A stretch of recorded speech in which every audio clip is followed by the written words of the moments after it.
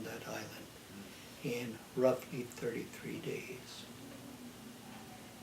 And I was on that island for 33 days. And it was combat, a lot of it, almost face to face. Had a lot of experiences, a lot of kind of funny experiences. One night, I wonder if I have that in my book. It was kind of funny because we were, let's see,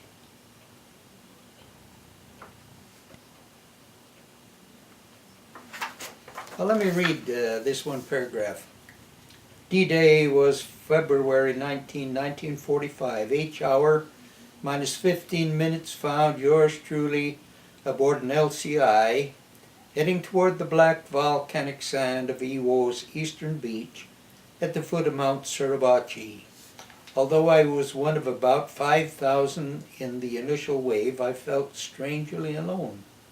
Amid the booming of the naval guns from the several battleships, the whistling of bombs falling toward enemy pillboxes, the whoosh of the rockets propelled from launchers aboard ships and from planes, the staccato message of heavy machine gun fire, amid all this, punctuated by spouts of water caused by the explosion of enemy shore artillery falling around our frail landing crafts, I had no feeling of fear, little feeling of apprehension, and only a slight tinge of excitement.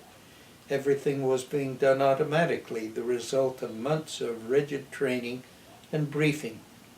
At H hour 0900, the craft touched bottom and ground to a stop several hundred feet from dry land.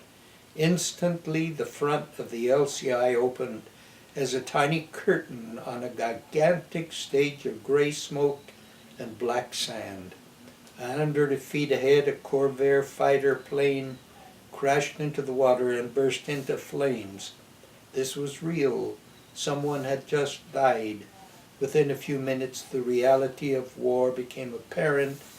Many men had just died.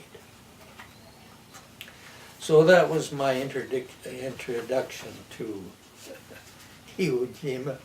It was, and I don't know, people say they were frightened, afraid, and I never experienced that. Maybe I didn't have sense enough to experience it, but I don't think I was afraid of, well, that's probably not true. That's probably not true. I was afraid several times.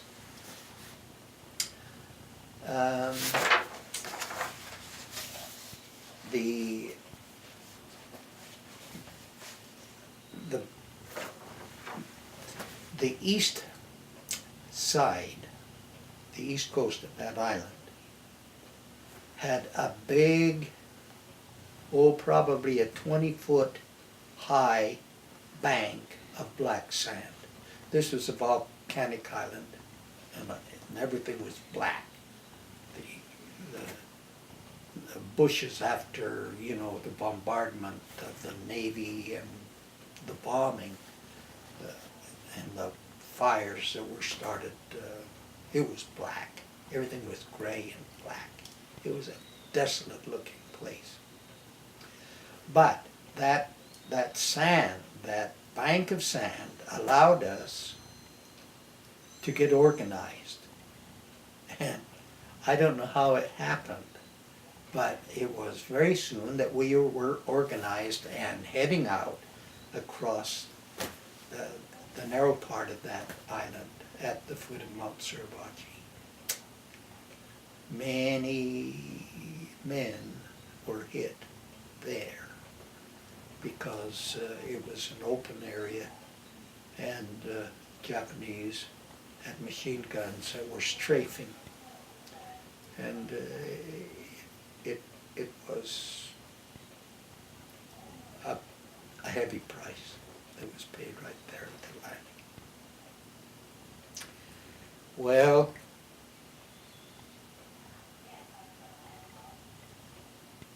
it was about the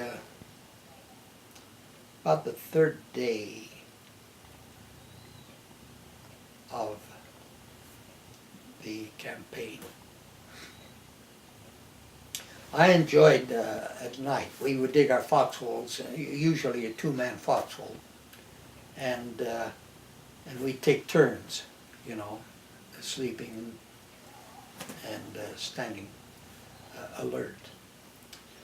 And I heard a Japanese guy out in front of me.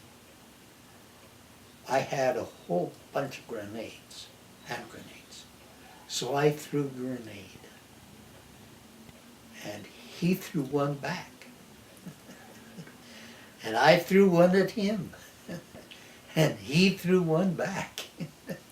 And for about 20 minutes, we were heaving back and forth hand grenades, each one falling a little bit short. Or at least his fell short. I was hoping mine were getting to the point where they were doing some good.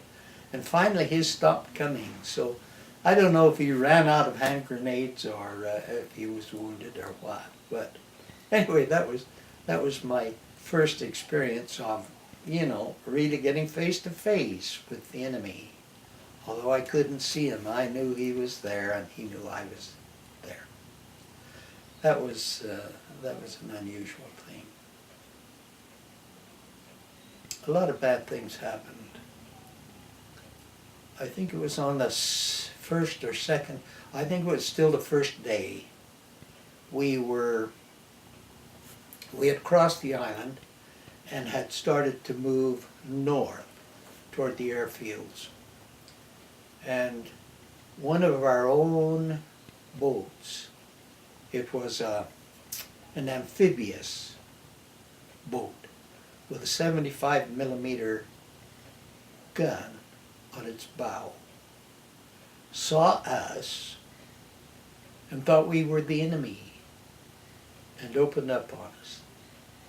Friendly fire that took a toll.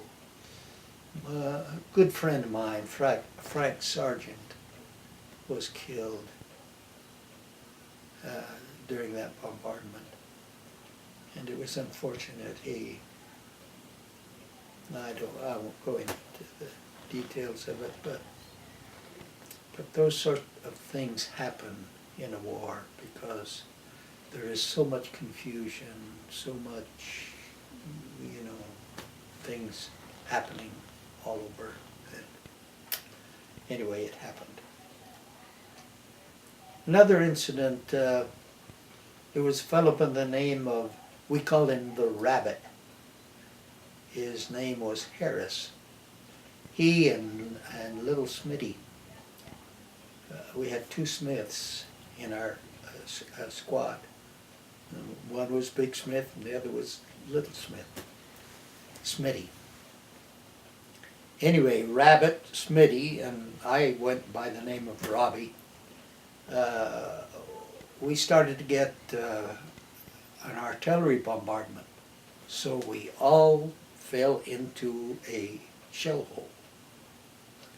Three of us laying just like that, just side by side, touching each other with our helmets over our head and praying pretty fervently that one of those shells didn't land in our hole, in that crater. It lasted for about 10 or 15 minutes, I guess. And I got up, and Rabbit got up, but little Smitty didn't get up. And we called his name, and he didn't answer. He was dead. Didn't know he was dead until the bombardment was over. A piece of shrapnel about the size of your fist had hit him in the back. And he just, of course, he was gone just like that. It was immediate that he died. Well, there were other things that happened.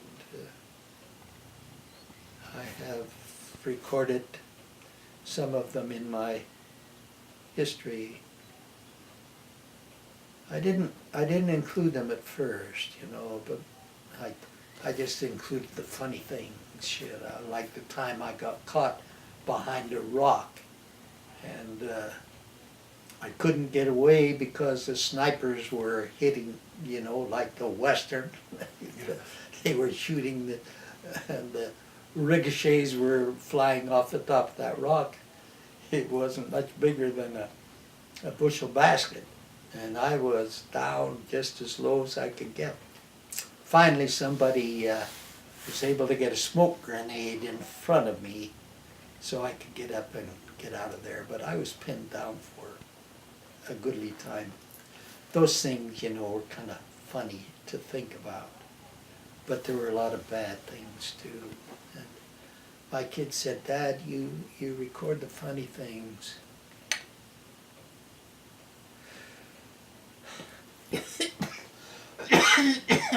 But you didn't tell us about the bad things, so I rewrote some of that story, and there were 7 or 8 things that really hit me. Close friends, you know, that died right in front of me and right beside me. Anyway, after 33 days, and what would that be, 21, 27, almost 28,000 people, Japanese and American Marines, died during that month. And that was tough. We went back to Hawaii after that, and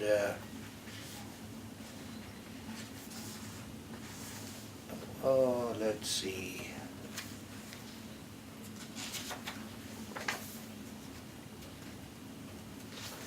There was